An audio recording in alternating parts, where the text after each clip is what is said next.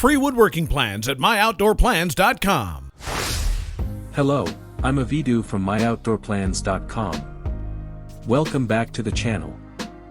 Today we're building a 10 by 10 corner pergola, and let me tell you, it's a game changer for any underused backyard space.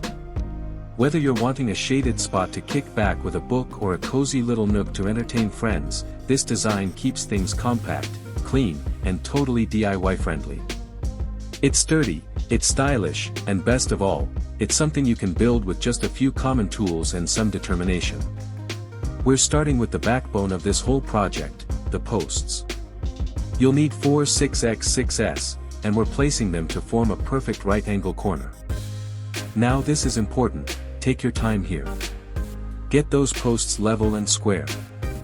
Whether you're anchoring into concrete or setting them in the ground, that solid foundation is gonna set the tone for the entire build. Measure twice.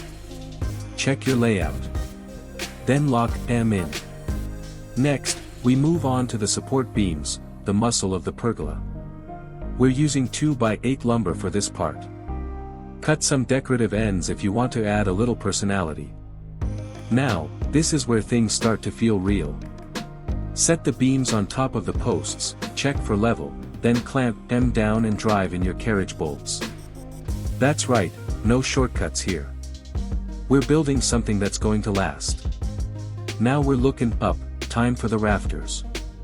These are 2x6s spaced 16 inches on center. I like to bevel one end and throw in a decorative cut on the other, just to keep it sharp.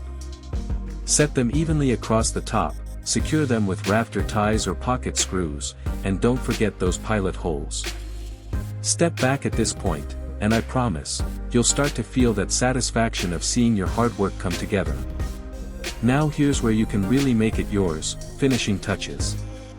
You can leave the roof open for that classic pergola look, or add some shade with fabric, bamboo, or even clear poly panels.